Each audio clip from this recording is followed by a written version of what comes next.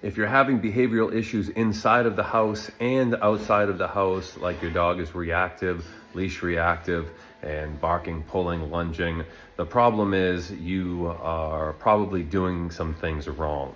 So you need to start with a calm dog and a dog that understands structure and boundaries, consequences, and incentives. So Rolo is in his crate. Good boy, down. Yes, out. Good place. Yes, good boy. So all I'm gonna do is hook up his leash to a carabiner on my back.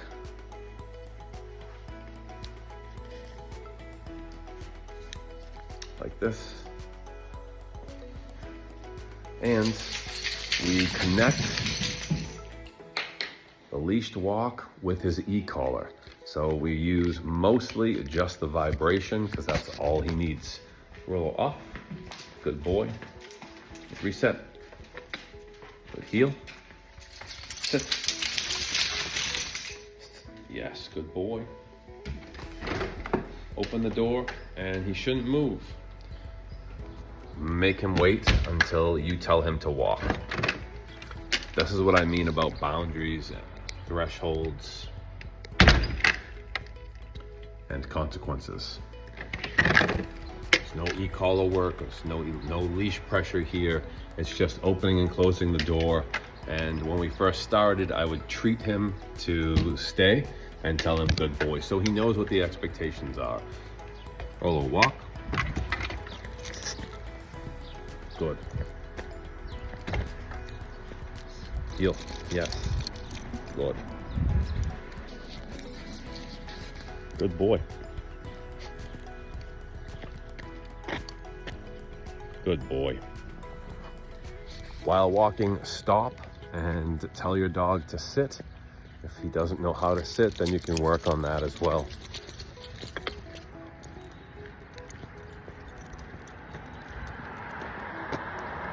Down. Good boy. Let's walk. So if you do this for 3 times a day, a minimum of 10 minutes each time, you're going to end up with a dog that is behaviorally much better, both in and outside of the house. Hey, Kenny. That's right. Sit. Yes, good boy. Okay, let's walk. Yeah, poodle, you got it. Good boy.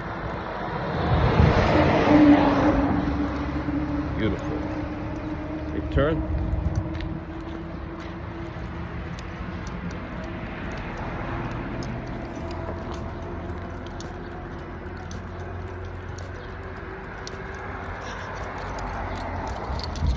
The other huge mistake that people make is they allow their dogs to smell and mark along the way. Never do that during the walk. Dogs learn through experience, and if you teach them that the walk is filled with stopping and smelling and marking, then that's all they'll do, and you won't actually get any walking in. And this leads to leash reactivity, because your dog will pull, and I've seen people do this on harnesses and martingales, and they end up fighting with their dogs to pull them away from things.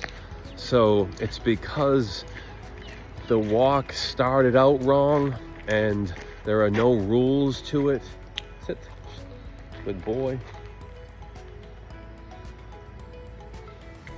Release.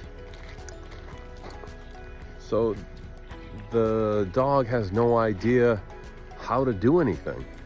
You just kind of left it up to him. And if you leave it up to your dog, chaos will ensue.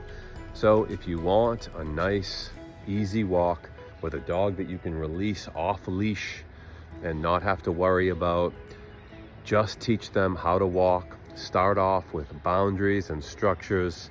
Start off with an e-collar. Teach them what the tap means. It means a command. So I'll call him and tap at the same time. Rolo, come. Good boy. Sit. Yes, good. Down. Good. Down. Good boy. Let's walk.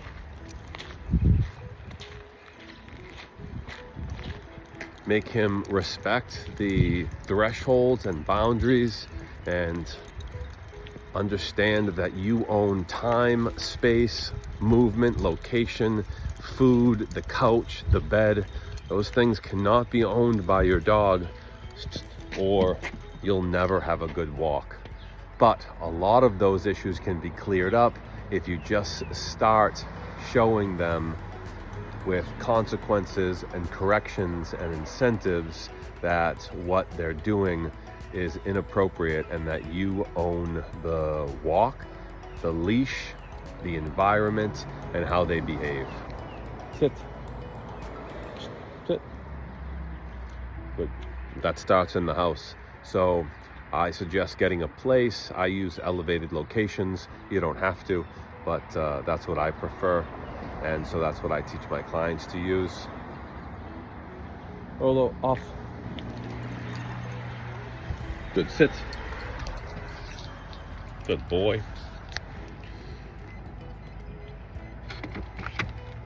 Walk. Place. Good boy.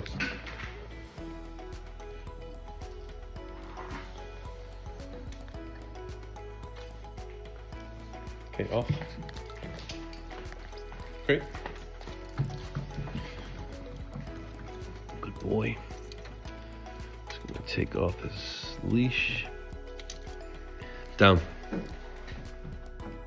Good boy. When you leave him in the crate, make sure he's laying down first so that he's calm and he understands what the crate is for. Never leave a dog in a crate that's agitated or in a state of severe anxiety.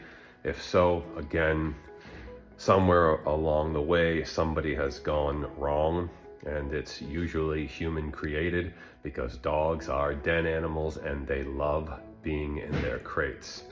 If you have any questions, you can email me at info@dogtaoist.com.